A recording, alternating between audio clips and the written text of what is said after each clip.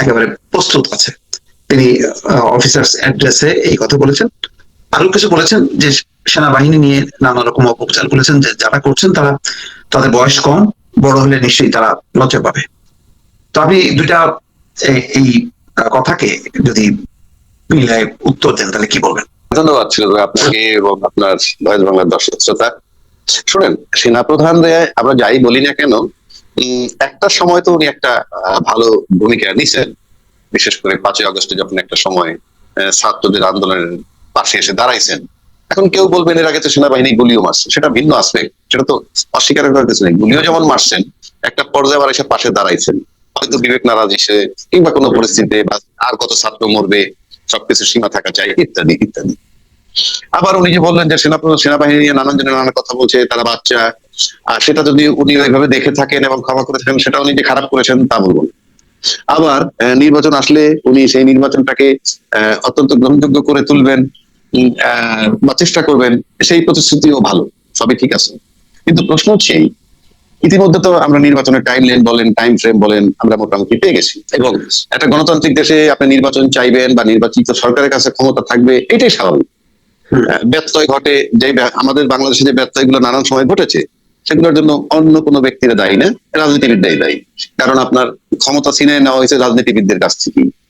রাজনীতিবিদদের যদি আমল নামা ভালো থাকতো, কর্ম কর্ম ভালো থাকতো, খাচ্ছিও ভালো থাকতো, তাহলে তো আর আসতে পারে না। এইভাবে যদি 111 চিন্তা করেন, সেটাও ওই একই ভাবে আসছে। ইভেন 24-এর যে গণ অভ্যুত্থান হলো একই ভাবে। এগুলো সিভিল গভর্নমেন্ট বা রাজনৈতিক দলের ব্যর্থতার কারণে।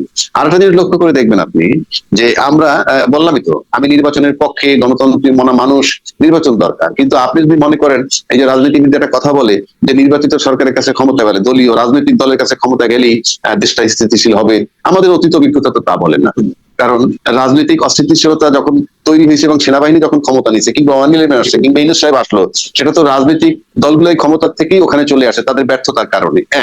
2 নম্বর, বাংলাদেশে আপনি যতগুলা ইনসিডেন্ট ধরবেন, আপনি যদি বলেন কিভাবে ঘটলো, কেন ঘটলো, সেই প্রশ্নে আমি যাচ্ছি না। আমি যাচ্ছি, যেমন ধরুন বাংলাদেশে কেউ নির্বাচিত সরকার, মানে দলীয় সরকার থাকাকালীন এই বাংলাদেশে 21 আগস্টের গ্রেনেড হামলা হয়েছে, 10 ট্রাকের অস্ত্র মামলা হয়েছে, সিরিজ বোমা হামলা হয়েছে, রমনা বটমূলে আপনার হামলা হয়েছে, তারপর আপনার রোহিঙ্গা প্রবেশ করছে, 10 লাখের উপরে, 10-12 লাখ রোহিঙ্গা এট এ টাইম প্রবেশ করলো, আয়নাগর হইলো, বিনা বিচারে হত্যা হইলো, শাপলা চত্বরে হত্যা হইলো, সেনাবাহিনী 57 জন অফিসার হত্যা হইলো। এগুলা কিন্তু সব নির্বাচিত সরকারের অধীনে, একদম পরিষ্কার নির্বাচিত সরকারের অধীনে। তো আপনি নির্বাচিত সরকার, তাহলে যে ঘটনাগুলো বললাম, প্রত্যেকটা ঘটনাই সার্বভৌমত্বের সাথে সম্পর্কিত রাষ্ট্রের। রাষ্ট্রের সার্বভৌমত্ব ইন্টারনাল এবং এক্সটার্নাল। রোহিঙ্গা প্রবেশ যেমন এক্সটার্নাল, আপনি ঠেকাইতে পারেন নাই। ইন্টারনাল সেনাবাহিনী হত্যা, শাপলা চত্বরে হত্যা, আয়নাগর, ক্রস ফায়ার, সামান্য ওসির দ্বারা মেজর সিনহা হত্যা, এগুলা কিন্তু সব ইন্টারনাল সার্বভৌমত্ব। এগুলো নষ্ট কিন্তু হয়েছে নির্বাচিত সরকারের সময়। কেউ কেউ দাবি করেন এগুলো আওয়ামী লীগ সরকারের সময়, অন্যান্য সরকারের সময় কানসার্টে বিদ্যুতের জন্য 24টা নিরীহ মানুষকে হত্যা করেছে পুলিশ, সেগুলো নির্বাচিত সরকারের সময় হয়েছে। এগুলা বলার পেছনে আমার কারণটা হলো এই, যে এইগুলা যখন রাষ্ট্রে বিরাজমান থাকে, তখন সেটা রাষ্ট্র না, একটা দেশ হতে পারে। আমাদের এটা ভূখণ্ড হয়েছে, কিন্তু বিগত 53-54 বছরে আমরা কিন্তু এটাকে রাষ্ট্র বানাইতে পারি নাই। কারণ যে কর্মকাণ্ড গুলো ঘটেছে, এটা কোনো সার্বভৌম রাষ্ট্রের ভিতরে ঘটে না এবং নির্বাচিত সরকারের অধীনে তো নাই। সুতরাং যোগ্যতার মাপকাঠি যদি আনেন, তাহলে আমরা যদি দেখি নির্বাচিত সরকারের কাছে গেলেই দেশটা স্টাবিল হবে, কোনো কারণ নাই, কোনো যুক্তি নাই। 53 বছরে তা হয় না। তারপরে কি আমি বলবো যে নির্বাচিত সরকার আসবে না? অফকোর্স আসবে। তার আগে কি দরকার? তার আগে দরকার হলো এই, যে নির্বাচনের জন্য যে সমস্ত জিনিসগুলো দরকার, আপনি নির্বাচন করবেন কিসের ভিত্তিতে? আপনার একটা ফ্রেম, একটা আইনি কাঠামোর ভিতরে তো, যখন যে সরকার থাকবে তাকে তো একটা আইনি কাঠামোর ভিতরে রাখতে হবে, তারপর না সরকার নির্বাচন দিবে। এই যে বর্তমান সরকার আছে, তার আইনি কাঠামোটা কি? সেই 106-এর মতামতে সুপ্রিম কোর্ট বললো এরকম একটা পরিস্থিতিতে অন্তর্বর্তীকালীন সরকার হতে পারে। কিন্তু তারা তো এইটা বলেন নাই, এই সরকার কতজন সদস্যের হবে, এই সরকারের মেয়াদ কতদিন, এই সরকার নির্বাচন দিবেন কত তারিখের মধ্যে, এগুলা কি বলছে? বলে নাই। আবার আপনি আরেকটা জিনিস লক্ষ্য করেন, যে আমাদের 5ই আগস্টের পর অনেকেই বলে থাকেন যে 5ই আগস্ট থেকে ইউনূস সাহেব দায়িত্ব নেওয়ার পূর্ব পর্যন্ত দেশে কোনো সরকার ছিল না। এই কথাটা অনেকে বলেন। এখানে আমি সম্প্রতি অনেক চ্যানেলেই বলা শুরু করেছি যে না, এটা সঠিক নয়। কারণ আমরা দেখেছি 5 তারিখে আমাদের সম্মানিত সেনাপ্রধান উনি বলছেন যে আমি আপনাদের দায়িত্ব নিলাম। এখন থেকে একটা গুলিও আর চলবে না, এবং প্রতিটা হত্যার এবং প্রতিটা ক্রিমিনাল অফেন্সের বিচার করা হবে, উনি বলেছিলেন। তো এটা ইমপ্লাই, মানে এটা বোঝাই যায় যে দায়িত্বটা উনি নিছেন, এবং এটাকে কনফার্ম করেছেন রাজনীতিবিদরা তার ডাকে সাড়া দিয়ে যখন তার সাথে সাক্ষাৎ করতে গেলেন, সেখান থেকে কনফার্ম হয়ে গেল যে সেনাপ্রধান ওই দায়িত্বটা ওই মুহূর্তে নিছেন। একই সাথে ওই সময় কিন্তু ছাত্র প্রতিনিধি যায় নাই রাজনীতিবিদদের সাথে, আপনি যদি মনে থাকে, এবং সেই ছাত্র প্রতিনিধি সকল 3 জন ছাত্র প্রতিনিধি বানানোর একটা ষড়যন্ত্র চলছিল, কোন একজন রাজনৈতিক নেতা সেটা বানানোর চেষ্টা করছিলেন, কিন্তু ছাত্ররা তখন বলছিল যে না, সেনাপ্রধানকে ওনারা ঢাকা বিশ্ববিদ্যালয়ে আমন্ত্রণ জানাইছিলেন, নিশ্চয়ই আপনার মনে আছে, কিন্তু ছাত্ররা সেখানে যায় নাই। তারপরে যখন সেনাপ্রধান এইভাবে দায়িত্ব নেওয়ার পর রাজনীতিবিদরা তার সাথে দেখা করলো, একটা পর্যায়ে যখন বঙ্গভবনে গেলেন, তখন কিন্তু ওই ছাত্ররা, ছাত্র সমন্বয়করা টের পেল যে এখানে একটা ষড়যন্ত্র হচ্ছে, অন্য ভিন্ন 3টা মানুষ ছাত্রকে, সকল ছাত্রকে সমন্বয়ক বানানোর চেষ্টা করছে কোন রাজনৈতিক নেতা। তখন তারা এটা টের পেয়ে তারা গিয়ে বঙ্গভবনে হাজির হলো। এই হলো কাহিনী। সেক্ষেত্রে আমি পরিষ্কার বলতে চাচ্ছি যে ওয়াকারুজ্জামান সাহেব 5 তারিখ থেকে 8 তারিখ পর্যন্ত রাষ্ট্রের সরকার প্রধান হিসেবে দায়িত্বে ছিলেন ওনার ঘোষণা মোতাবেক, এবং আপনি লক্ষ্য করে দেখবেন তার আলোকে কিন্তু 7ই আগস্ট, আপনার কি মনে আছে, বিএনপি একটা সমাবেশ করলো, এবং সেই সমাবেশে কিন্তু পরবর্তী 3 মাসের মধ্যে নির্বাচন দাবি করছিল, আপনার কি খেয়াল আছে? তাহলে এই দাবিটা কার কাছে করছেন? দেশ তো কখনো সরকারবিহীন ছিল না, ওই সময় তো সেনাপ্রধান দায়িত্ব নিয়েছিলেন। তাহলে সেই দাবি কি সেনাপ্রধানের কাছে করছিলেন? এবং সেনাপ্রধান যে দায়িত্ব নিলেন সেটা তো, যেহেতু শেখ হাসিনা চলে গেছে, চলে যাওয়ার সাথে সাথে পালাই গেছেন এবং সংবিধান বিলুপ্ত হয়ে গেছে, সুতরাং ন্যাচারালি ওয়াকারুজ্জামান সাহেবকে দায়িত্বটা নিতে নিছে। তাহলে এই যে উনি 4 দিনের দায়িত্বে ছিলেন, তারপরে যে ইউনূস সাহেব দায়িত্ব নিলেন, তার যে ধারাবাহিকতাটা, সেই ধারাবাহিকতাটা তো আপনার জুলাই ঘোষণাপত্রে থাকতে হবে। তা না হইলে সময়ের ব্যবধানে আমাদের সেনাপ্রধান বিপদগ্রস্ত হবেন এই আওয়ামী লীগ দ্বারা। কারণ ইতিমধ্যে আমাদের সেনাপ্রধানকে বিতর্কিত করেছেন ওবায়দুল কাদের, তিনি তাকে মির্জাফর পর্যন্ত বলেছেন। তাহলে এই যে এই সমস্ত কথা যখন একজনে বলতে পারেন, তাহলে তো এইটা যদি আপনি জুলাই ঘোষণাপত্রের ভিতরে না ঢুকান, যে 5ই আগস্ট থেকে 8ই আগস্ট পর্যন্ত সেনাপ্রধান দায়িত্ব নিয়েছিলেন, তারপরে বঙ্গভবনে বসে 3 বাহিনী প্রধানের উপস্থিতিতে ইউনূস সাহেবকে দায়িত্ব দেওয়া হলো, এবং সেই থেকে ইউনূস সাহেব চলমান, এবং এইটা ঘোষণাপত্রে থাকতে হবে, এবং সেখানে ঘোষণাপত্রের ভিতরে ইউনূস সাহেবের মেয়াদটা উল্লেখ করতে হবে, কি উনি 8ই আগস্ট 2024 থেকে 30 জুন 2026 পর্যন্ত উনি সরকারের থাকবেন, এবং ওনার দায়িত্ব হবে প্রধান নির্বাহী হিসেবে উনি দায়িত্ব পালন করবেন। কেননা এখানে প্রধান উপদেষ্টা বলতে কিছু নাই, প্রধান উপদেষ্টা বলতে বুঝে রাষ্ট্রপতিকে উনি অ্যাডভাইস করেন, কিন্তু এখন পর্যন্ত তো ইউনূস সাহেব রাষ্ট্রপতির সাথে বসে একটা চাও খান নাই। তাহলে আপনি নামে থাকবেন প্রধান উপদেষ্টা, কাজে থাকবেন রাষ্ট্রের প্রধান নির্বাহী, আমি কি তরমুজকে আপেল বলে খাবো? এটা হয় নাকি? সুতরাং এটার সাথে আপনি মানে ছবি সরানো মিশন গুলো থেকে এটার কোনো সম্পর্ক আছে কিনা? আমি সেখানে আসছি, এখন মনে করেন মোস্তফা ভাই, আপনার ঘরে আপনার একটা ছবি থাকে, কিংবা একটা স্কুল বা কলেজে একটা প্রধান শিক্ষকের ছবি লাগানো থাকে, নিয়ম ধরেন লাগায়, তো সেখানে যখন প্রধান শিক্ষক উপস্থিত কিন্তু তার ছবিটা কি আপনি সরাই দিলেন, এটা কি মনে, এটা অর্থ কি দাঁড়ায়? ন্যাচারালি প্রশ্ন আসে, ছবি সরানোর মানেই হলো এই যে রাষ্ট্রপতি কি তাহলে নাই? কেন প্রশ্নটা কেন আনলেন? খুব স্বাভাবিক, এটা তামাশা না, এটা রাষ্ট্র, এটা ক্লাব না, এটা সমিতি না যে আপনি আপনার মতো করে চালাবেন। তাহলে কি দাঁড়াইলো?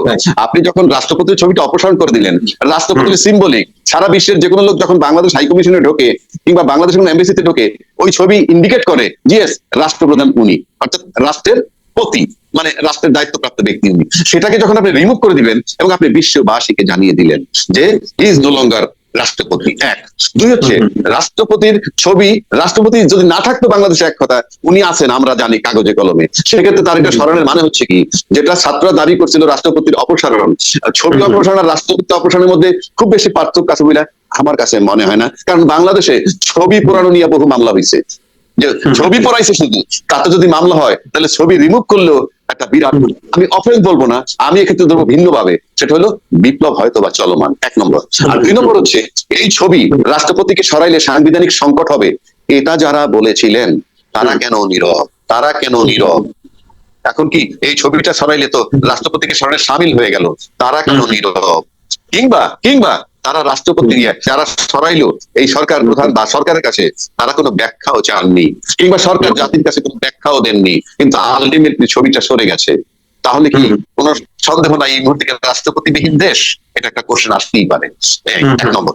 2 নম্বর, আমি আপনাকে আরেকটা কথা বলছি, সো কল সংবিধানের কথা সবাই বলে বাংলাদেশে, আই ডোন্ট আন্ডারস্ট্যান্ড। আপনি যদি 7ই আগস্ট নির্বাচন চেয়ে থাকেন 3 মাসের মধ্যে, তাইলে আমি ধরে নিলাম তথাকথিত মানে যে সংবিধানটা ছিল শেখ হাসিনার সংবিধান, সেটার আলোকে নিশ্চয়ই বলছেন তাইলে। তা না হলে আপনি 7ই আগস্ট নির্বাচন 3 মাসের মধ্যে কার কাছে চেয়েছিলেন? 1 নম্বর। কারণ যদি ওই সংবিধান ধরেন তাইলে 8ই আগস্ট 2024 থেকে 7ই নভেম্বর পর্যন্ত 2024 মধ্যে 3 মাস হয়। সংবিধানে তাই ছিল যে সংবিধান কি সংসদ ভাঙার 90 দিনের মধ্যে নির্বাচন। আবার সেখান থেকে যখন ইউনূস সাহেব দায়িত্ব নিলেন, যারা 90 দিনের মধ্যে নির্বাচন চাইলেন ওয়াকারুজ্জামান বা সেনাপ্রধানের কাছে, সেখান থেকে এসে তারা আবার তার সাথে সাক্ষাৎ করে বললেন ইউনূস সাহেবের সাথে, আমরা ডিসেম্বর 25-এর মধ্যে নির্বাচন চাই। এই শিফটিং কোন সেই সংবিধান করতে দিল? এটা কোন সংবিধান তাদেরকে করতে দিল যে আপনি তারিখটা চাইলেন? আবার ইউনূস সাহেব লন্ডন ঘুরে এসে বললেন ফেব্রুয়ারিতে হবে, ফাইনালি ফেব্রুয়ারি মোটামুটি একটা দিন। উনি বা সরলেন কোত্থেকে? এটা তো একটা আইনি ফ্রেম থাকতে হবে রে ভাই, একটা আইনি ফ্রেম তো থাকতে হবে। সুতরাং আগে এখন পর্যন্ত জুলাই ঘোষণাপত্র তো সঠিক হয় নাই। এই জুলাই ঘোষণাপত্রের মধ্যে 71-এর যুদ্ধ বলেন, যাই বলেন, সবকিছু এনে ধারাবাহিকভাবে তারপরে ঢুকাইতে হবে যে 5ই আগস্ট 2024 থেকে 8ই আগস্ট 2024-এর ইউনূস সাহেবের দায়িত্ব নেওয়ার পূর্ব পর্যন্ত সেনাপ্রধান দায়িত্বে ছিলেন। সেটাকেও ঢুকাইতে হবে জুলাই ঘোষণাপত্রের মধ্যে। তারপর ইউনূস সাহেবের টাইমটা ঢুকাইতে হবে এবং তাকে স্বীকৃতি দিতে হবে অন্তর্বর্তীকালীন সরকার হিসাবে। সেই হিসাবে জুলাই ঘোষণাপত্রের নামকরণও হবে অন্তর্বর্তীকালীন সংবিধান। নয়তো আপনার কোনটাই আপনি বলেন না, আপনি বলেন না, আপনি সিম্পল নেম সাধারণ এত আইনস্টাইন হইতে হবে না। আপনি ফেব্রুয়ারি 2026-এ নির্বাচন নিলেন কোন সংবিধানে? এক্সিস্টিং সংবিধান তো বলে সংসদ ভাঙা 3 মাসের মধ্যে, যেটা ওয়াকারুজ্জামান সাহেবের কাছে দাবি করা হয়েছিল 7ই আগস্ট আমি মনে করি। তারপর সেখান থেকে সরে গেলেন ডিসেম্বর 25-এর মধ্যে চাই, আবার ফেব্রুয়ারির মধ্যে চাই, রোজার আগে চাই। তো ফিক্সড হইলো ফেব্রুয়ারিতে। কিসের উপরে? এটা তো ক্লাব সমিতি না, বা মুখে মুখে বলে দিলাম যা এটা কর তুই, যা এটা কর তুই। এটা রাষ্ট্র। আর এটা যদি আপনি সংবিধানে ঢুকান, সন্নিবেশিত করেন, তাহলে প্রশ্ন আসবে ইউনূস সরকার অন্তর্বর্তীকালীন সরকার ছিল, ঠিক আছে, তার মেয়াদ কোথায়? সে নির্বাচন দিল কিভাবে? আপনার কাছে কি মনে হয় জুলাই সনদ নিয়ে একটা ঝামেলা তৈরি হবে বিভিন্ন দলগুলো? আমার কাছে এখন মনে হচ্ছে আমরা তামাশা করছি। গত ফেব্রুয়ারি থেকে এ পর্যন্ত একটা তামাশা করছি। এরা চালাবেন রাষ্ট্র, এরা চালান রাষ্ট্র। কিসের ইউনূস সাহেব আর কিসের অন্যান্য রাজনৈতিক দল, ওনারা চালাবেন রাষ্ট্র। ওনারা বুঝেন না যে রাষ্ট্রের একটা আইনি কাঠামোতে থাকতে হয়। আপনি নির্বাচন করবেন, কালকে কিসের নির্বাচন করবেন? এখন তো কোন সংবিধানে করবেন? আগের যে সংবিধান সেটা আপনারা কেউ মানেন নাই। ফেব্রুয়ারিতে ডেট আনছে, তাহলে এখন কি পিআর সিস্টেমে নির্বাচন হবে নাকি স্থানীয় সরকার নির্বাচন আগে হবে? এখন তো ইউনূস সাহেব যা বলতেছেন, যেমন সেনাপ্রধান যে 4 দিন ছিলেন, ওই 4 দিন ছিলেন সেনাপ্রধানের সংবিধানে, আবার 8ই আগস্ট থেকে এখন চলছে ইউনূস সংবিধানে। তাহলে নির্বাচন যদি কালকে ইউনূস সাহেব ঘোষণা করেন পিআর সিস্টেমে আসেন, করবেন, হু উইল চ্যালেঞ্জ ইট? কিংবা স্থানীয় নির্বাচন আগে দিব, হু উইল চ্যালেঞ্জ ইট? আজকে যদি রাজনৈতিক দলগুলো বলে আপনি সংবিধান মোতাবেক দিবেন, সংবিধান তো আপনারাও বাইটে খাইলেন। আপনারাই ইউনূস সাহেবের সাথে দেখা করে বলছিলেন ডিসেম্বর 25-এর মধ্যে নির্বাচন দেন। এটা আপনি কোন সংবিধানে চাইছিলেন? আমার সবকিছু মিলে মনে হচ্ছে আমরা নির্বাচন আদৌ পাবো কিনা, ইউনূস সাহেব থাকতে পারবেন কিনা, আমার সবকিছু মিলে আমি একটা চরম সন্দেহের জায়গায় আছি। বাট আমি ব্যক্তিগতভাবে নির্বাচন চাই, নির্বাচিত সরকারের ক্ষমতা যাক, কিন্তু এটা গয়রহ না, এটা তামাশা না, এটা সমিতি না, এটা ক্লাব না, এটা একটা রাষ্ট্র। দেশকে আগে রাষ্ট্র বানান, আগে দেশটাকে রাষ্ট্র বানান। আপনি দেশ হইছে একটা, দেশ মানে একটা ভূখণ্ড হইছে। 53 বছরে বাংলাদেশে কোন রাজনীতি বাংলাদেশটাকে রাষ্ট্র বানাইতে পারে নাই। যে যখন ক্ষমতায় গেছে তার কায়দা মতো স্বৈরাচার হইতে চাইছে। তা না হলে ইউনূস সাহেব গয়রহ, অথর্ব, এই সরকারও কোনো যোগ্যতা নাই। রাজনীতিবিদরা কি করলেন আপনারা? ফেব্রুয়ারি থেকে বসে এখন পর্যন্ত ঐক্যমত্যে আসতে পারেন নাই। ঐক্যমত্যে আসতে পারলে ইউনূস সাহেবই লাগে না। আপনাদের কিসের মেধা রাজনীতিবিদদের দাবি? বরং বললাম 10 ট্রাক অস্ত্র মামলা, ওই মামলা কি 21 গ্রেনেড হামলা, আয়না ঘর, বিদ্যুতের জন্য কানসার্টে হত্যা, ছাত্র চত্বর হত্যা, সেনা অফিসার হত্যা, সব রাজনৈতিক সরকারের অধীনে হয়েছে। এমনকি 10-12 লক্ষ রোহিঙ্গা ঢুকছে, তাও রাজনৈতিক সরকারের সময়। আবার আপনারা বলেন আপনারা বিরাট বুদ্ধিজীবী, বিরাট জ্ঞানী, আর রাজনীতিবিদ। রাজনীতি আপনারা বানাইছেন, রাজনীতিবিদরা রাজনীতি বানায়, রাজনীতিবিদ বানায়, এই তো নিয়ম। এই মোস্তফা ভাই, রাজনীতিবিদই তো রাজনীতিবিদ বানায়। তাইলে আপনারা যাকে নমিনেশন দিয়ে রাজনীতি এমপি বানাবেন সেই রাজনীতিবিদ। যেমন সাকিব আল হাসান, শেখ হাসিনা টাইনে এনে বানাইছে, উনি রাজনীতিবিদ। ফেরদৌস টাইনে এনে বানাইছে, উনি রাজনীতিবিদ। মমতাজ টাইনে এনে এমপি বানাইছে, রাজনীতিবিদ। আমি রাজনীতিবিদ না, মোস্তফা ফিরোজ রাজনীতিবিদ না। আবার মোর্শেদ খান মোবাইল ব্যবসায়ীর টাইকাই না আপনি ফরেন মিনিস্টার বানাই দিলেন। এরা রাজনীতি মানে আপনি জন্য সব মাপ, মানে রাজনীতিবিদরা যারা টাইকে এমপি বানাবেন সেই রাজনীতিবিদ। কোথায় পাইছেন? আমি চ্যালেঞ্জ করলাম বাংলাদেশের সমস্ত রাজনীতিবিদ, আপনি একটা সংজ্ঞা দেন রাজনীতিবিদ কাকে বলে। আর রাজনীতিবিদের সংজ্ঞা মোতাবেক যদি মনে করেন পাওয়ারে যাওয়া রাজনীতিবিদ হয়, তাহলে জিয়াউর রহমান রাজনীতিবিদ, এরশাদ রাজনীতিবিদ, ইউনূস সাহেব রাজনীতিবিদ, ফখরুদ্দিন সাহেব রাজনীতিবিদ। আর আপনারা এই সমস্ত লোকের কাছে টাইম টু টাইম নির্বাচন চেয়েছেন, খালি গল্প করেন। আরেকটা বিষয়, কিছুক্ষণ আগে তারেক রহমানের একটা বক্তব্য কোট করি, সংবিধান কিংবা লিখিত বিধিবিধান দিয়ে ফ্যাসিবাদ ঠেকানো যাবে না, এই কথা তিনি বলেছেন। এই কথার মেসেজটা কি আপনার কাছে মনে হয়? আপনার কাছে মনে আপনার প্রশ্ন করি, উনি ফেসিবাদ বলতে কাকে ফেসিবাদ মিন করছেন সেটা আগে বলেন। আমি সম্ভবত যেটা বলছেন যে শর্ত আরোপ করলে গণতন্ত্র উত্তরণের পথ সংকটে পড়বে, আমার ধারণা যে এই যে জুলাই সনদ নিয়ে যে নানা রকম যে লিখিত পড়িত হইতে হবে, হ্যাঁ, তা নাহলে ফেসিবাদ আসবে, সম্ভবত ওই দিকটা লক্ষ্য করে তিনি বলেছেন। আপনার কাছে কি মনে হয়? সংবিধান ফেসিবাদ বলতে কাকে মিন করছেন প্রশ্ন করছি। যায় না। ফেসিবাদ বলতে কাকে মিন করছেন, কোন দলকে মিন করছেন? যে যাদেরকে ঠেকানো যাবে না, ফেসিবাদ ঠেকানো যাবে না। ফেসিবাদ তো কোনো আসমানি কিতাব না, ফেসিবাদ তো বিধিবিধান দিয়ে ঠেকানো যাবে না, মানে এটা ইন জেনারেল একটা তাত্ত্বিক আলোচনা হয়তো তিনি করছেন, কোনো কাউকে হয়তো মিন করেননি। না না, যদি তাত্ত্বিক আলোচনা মানে তাত্ত্বিক আলোচনা যদি আমি যদি ফ্যাসিবাদ প্রতিষ্ঠা করতে চাই, তাহলে সংবিধান বা লিখিত বিধিবিধান দিয়ে ঠেকানো যাবে না। মানে রাজনৈতিক দল যদি ঠিক না থাকে, মানুষ যদি ঠিক না থাকে, সেটা তো ঠিকই আছে, সেটা তো ঠিকই আছে। আপনি চিন্তায় সৎ হবেন, মানুষ তো প্রথম চিন্তায় সৎ হয়, চিন্তায় অসৎ হয়। এখন আসেন, আপনি যদি মনে করেন যে ফেসিবাদ আনতে দিবেন না, কিংবা এক নায়কতন্ত্র আনতে দিবেন না, কিংবা স্বৈরাচার হইতে দিবেন না, তাহলে সবচেয়ে বেস্ট ফর্মুলা তো পিয়ার সিস্টেম। আপনি যদি এটা মনেই করেন, আপনি যদি বিশ্বাসই করেন, তাহলে সবচেয়ে বেস্ট সিস্টেম হলো পিয়ার সিস্টেম। তো পিয়ার সিস্টেম মানে কি? যে ভোট দিবে সেই ভাববে আমার প্রতিনিধি পার্লামেন্টে যাবে, নাম্বার ওয়ান। নাম্বার টু, শক্ত বিরোধী দল হবে। নাম্বার থ্রি, আন্দোলন সংসদের বাইরে কেউ করতে পারবে না, কারণ তোমার বক্তব্য বলার জন্য তোমার প্রতিনিধি পার্লামেন্টে গেছে। আবার বলে সরকার দুর্বল সরকার হয়, অফকোর্স সরকার দুর্বল হয়। কোন সরকার? যে সরকার ট্রান্সপারেন্ট না, যে সরকার চিন্তায় সৎ না, যে ব্যক্তি চিন্তায় সৎ না, যে ব্যক্তির স্বপ্ন থাকে আমি স্বৈরাচার হব, সে যদি মনে করে যে না আমার সিট কম থাকবে, আমি দুর্বল সরকার হব, তাইলে আমি প্রেসারে থাকবো এবং আমি সঠিক কাজ করব, তারই দরকার পিয়ার পদ্ধতিকে সাপোর্ট করার। আর যিনি করবেন না, তিনি নিশ্চয়ই চিন্তায় সৎ নন। আমি সেকেন্ড অপশন দিচ্ছি, এটা বাদ দিলাম। আসেন তাইলে স্থানীয় নির্বাচনটা আগে করেন, সেটাও তো মানছেন না, সেটাও তো মানছেন না। কারণ স্থানীয় নির্বাচন যদি আপনি আগে করেন, তাইলে পরে কি হবে? আপনার এমপি আগে হইলে তার পছন্দের বাইরে উপজেলা চেয়ারম্যান, ইউনিয়ন চেয়ারম্যান যেতে পারে না। আবার পরে যদি তারপর যদি এমপি হয়, তাহলে তিনজন মিলে একটা নৈরাজ্য তৈরি করা কঠিন হয় যদি আগে স্থানীয় নির্বাচন হয়। কেউ কেউ আবার যুক্তি দিয়ে বলেন যে মার্কা ছাড়া যদি নির্বাচন হয়, স্থানীয় নির্বাচন মার্কা ছাড়া, প্রতীক মানে দলীয় প্রতীক ছাড়া, তাইলে পরে এটা হবে না। এটা বুলশিট। কারণ হচ্ছে আপনি মার্কা ছাড়া দিয়ে দিলেন, কিন্তু ওই সংসদ নির্বাচন যদি আগে হয়, তাহলে মার্কা আনারস মার্কা একজন আছে, কদু মার্কা আছে, কি তরমুজ মার্কা একজন আছে, সবই মনে করেন বিএনপির, কিংবা প্রতীক জামাতেরও তিনজন আছে, কিন্তু যে কদু মার্কারে যে এমপি সমর্থন করবে সেই পাশ করবে। কিন্তু এই সমস্ত গল্প বাদ। আপনি পিয়ারও মানবেন না, স্থানীয় নির্বাচন আগে মানবেন না, আবার যদি বলেন চিন্তায় সৎ হইতে হবে, কিংবা ফেসিজম আটকাইতে হবে, সেটার পথ আপনি মুখে বলবেন, অ্যাকশনে যাবেন না, হবে না তো, হবে না তো। আপনাকে চিন্তায় সৎ হতে হবে। আপনি গণতন্ত্রের থিওরি হলো, গণতন্ত্র সুন্দরভাবে লালন পালন করতে হলে দুর্বল সরকার হতে হয়। আবার দুর্বল সরকার সবল থাকে কখন? যখন সে ট্রান্সপারেন্ট থাকে। একটা স্বচ্ছ মানুষকে 500 লোকে ভয় পায়, আবার অস্বচ্ছ লোকেও 500 লোকে ভয় পায়। অস্বচ্ছ লোকের কাছে বন্দুক থাকে, গুলি নিয়ন্ত্রণে থাকে না, স্বৈরাচার সন্ত্রাস তাকেও ভয় পায়। কোনটা বেছে নিবেন? সেটা শেখ হাসিনাকে সবাই ভয় পাইতো, শেখ হাসিনাকে স্বচ্ছ বলবেন? নো। আবার স্বচ্ছ লোকের ভয় পায়। আপনি চুজ করবেন আপনি কোনটা নিবেন। যেমন ফুলের উপর ভ্রমরও বসে, মৌমাছিও বসে। ভ্রমর নেয় বিষ, মৌমাছি নেয় মধু, পছন্দ আপনার। আপনি যদি মনে করেন যে আপনি স্বচ্ছ রাজনীতিবিদ হবেন এবং আপনি চিন্তায় সৎ হবেন, আপনি যত দুর্বল সরকারি হন না কেন, আপনি থাকবেন সবল।